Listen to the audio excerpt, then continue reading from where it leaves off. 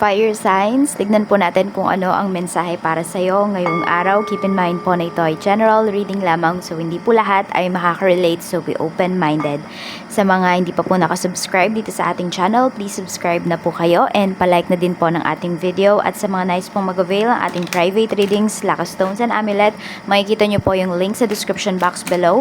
Tarot Intentions by Aliana Reyes.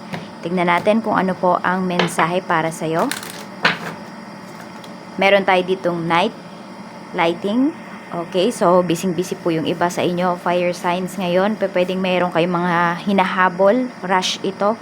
So pwede po na naabutan yata kayo ng deadline. Pwedeng trabaho po or work from home yung iba sa inyo. So ayan, parang gabing-gabi na. Still, ay nagtatrabaho pa rin po kayo. Or pwede rin kasi na panggabi po yung inyong trabaho at may naglalambing sa inyo ngayon. Tignan natin kung ano pa yung mensahe para sa'yo. We have cats and dogs. So, present talaga sila. Meron ba kayong mga alaga? Ayan po. Or pwedeng habang nagtatrabaho kayo, sobrang iingay nung mga, sabihin natin dyan sa paligid ninyo na may mga alagang aso or pusa. Napaka-iingay nila. So, parang mga naghaharutan. Ayan po.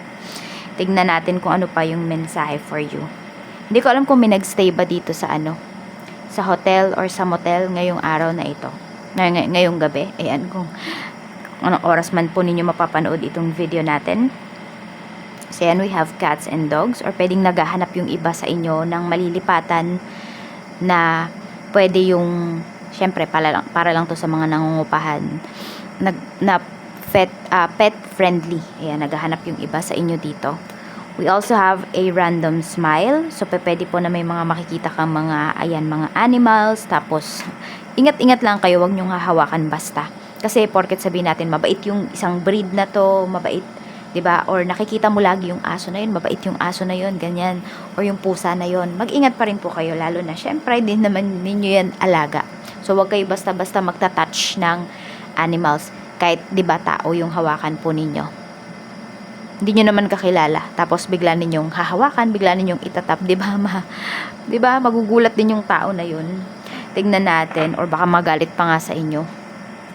Meron tayo ditong it's Friday. Okay, so actually, pwedeng hinihintay nyo is next Friday. So, for some of you, pwedeng ito yung trabaho. Ayan po. Meron kayong hinihintay dito na, ayun, deadline. Tignan po natin kung ano pa yung mensahe para sa'yo. Ano pa yung paparating para sa'yo ngayong araw na ito. Spirit Guide, ano pa po ang mensahe natin kay Fire Signs, Aries, Leo, Sagittarius, Sun, Moon, Rising, and Venus ngayong araw na ito. Mayroon tayo ditong peace. Okay? So, yun yung gusto mo. Peace of mind. So, kaya nga meron dito, pwede po na ito baka may nagrereklamo sa inyo kasi kung kayo yung maraming alaga na aso, na pusa, or pwede rin naman fire signs is kayo yung aalis kasi pwedeng nakakaabala sa trabaho po ninyo.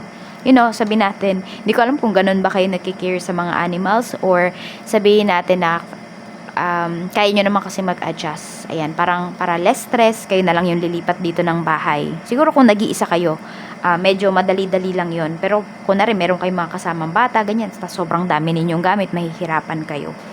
So, tignan po natin. So, pwedeng may, ayun nga, may adjustments kayo na gagawin dito. And also, sacrifices din. Tignan po natin kung ano pa ang mensahe para sa'yo. Spirit Guide, ano pa po yung mensahe natin? Okay, tignan natin. Ano pa po ang mensahe natin, Spirit Guide, for fire signs ngayon? Tignan natin. Ano ang mensahe para sa'yo? Spirit Guide, ano pa po ang pwedeng mangyari? Mayroon tayo ditong 7 of Wands. Ayan nga, medyo nape-pressure ka dito. So, iba sa inyo, naghahanap na talaga kayo ng bagong lilipatan. And yung iba, nape-pressure kayo kasi po pwedeng deadline na nga ng inyong trabaho. So, medyo, hindi ko alam kung nagpa-easy-easy ba kayo nitong mga nakakaraan. Or sabihin natin, sinasabi nyo, sa ano pa naman yung deadline yan matagal-tagal pa. Pero nagulat kayo, ayan na pala yung araw na yun. So, ang bilis ba ng araw para sa inyo? Tignan po natin kung ano pa yung mensahe. We have Ace of Wands. Yun nga, yung iba sa inyo, kaya nararush kayo ngayon kasi pwede nga po talaga na meron dito ay tinatamad pa kayo magtrabaho. So, wala yung kaluluwa nyo doon sa trabaho. Yung isipan ninyo, wala. And also, pwede rin po yung iba sa inyo kasi na-reject yung unang proposal ninyo or na-reject yung inyong unang ginawa. So, yung una ninyong pinasa. Tapos, biglang, parang last minute, bigla siyang, ni-reject, ganyan. Kaya nagmamadali talaga yung iba sa inyo dito. Tignan po natin pagdating naman sa, ito sa trabaho mo, okay?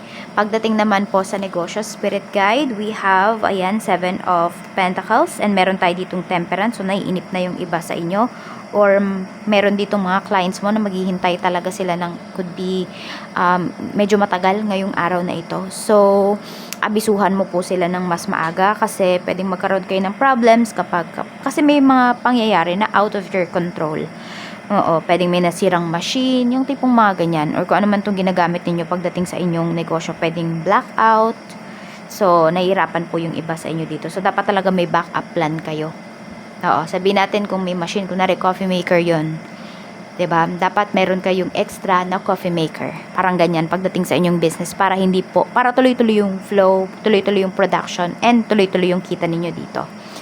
Tignan natin. Tapos, meron din pala ako nakikita dito. Dahil nga may mga paglipat dito. So, pwede po na meron kayong hinihintay na magandang pwesto para sa inyong business. So, hinihintay nyo na lang na umalis dun yung umuupa. Yung current na umuupa. So, meron kayong tina-target dito. Some of you, pwedeng 3 months pa bago ninyo makuha yan. Or it could be 3 weeks for some of you. Check po natin. Pagdating naman sa pera, we have 6 of Pentacles. So, giver talaga yung karamihan sa inyo. Fire signs. We have 7 of Swords. Kaya lang kasi may mahuhuli ka dito na niloloko ka in terms of money. Meron dito parang nakukonsensya, so pwedeng aamin yan sa'yo. Kung kinukupitan ka man ng taong to, kahit sino man yan na tao na yan, basta pwedeng malapit talaga sa'yo. So pwede po na ayun, siya din mismo yung aamin sa'yo dun sa mga ginagawa niya towards dito pagdating sa pera mo. So meron siyang i-confess sa'yo. Pwede rin na meron dito pinagkatiwalaan mo sa paghawak ng pera mo, tapos ginastos pala niya. So aaminin niya yan sa'yo. Tignan natin pagdating naman po sa love life, Spirit Guide. Kamusta po ang energy ng love life ni fire signs ngayon? Mayroon tayo ditong Ace of Swords. So pwede po na nako-confuse, na-stress talaga yung iba sa inyo. Pwede na kung meron kayong pag-uusap ng person mo, medyo naging masakit yung mga palitan ninyo ng mensahe ngayon. May arguments talaga dito. Distracted kayo parehas. So, di kayo nagkakaintindihan. It's either, wag nyo muna sigurong kausapin yung isa't isa kasi medyo mainit pa yung, mataas pa yung temper ninyo parehas. Meron tayong King of Pentacles. Yan. Meron tayo ditong 3 of Wands. Okay. So, pwede po na ang pinag-aawayan ng iba sa inyo is pagdating sa trabaho, ganyan, or ano ba yung pwedeng pagdating sa trabaho? Sobrang subsub na ng person mo sa trabaho.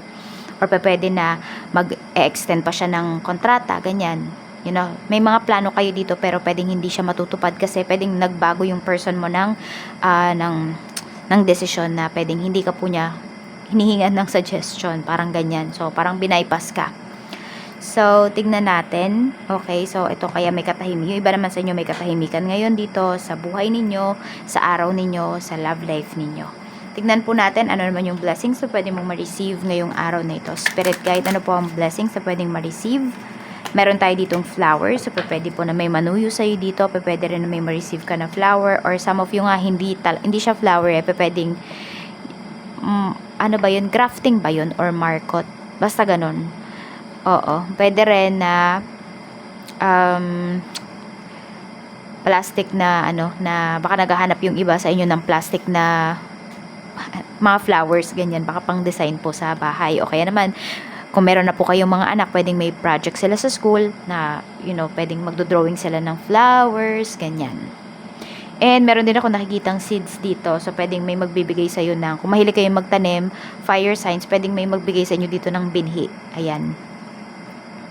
So, ayan po ang mensahe. At ito naman po yung lucky numbers mo. We have number 19, number 3, number 16, and 32. Maraming salamat po. Mag-iingat kayo always. More blessings to come. Bye!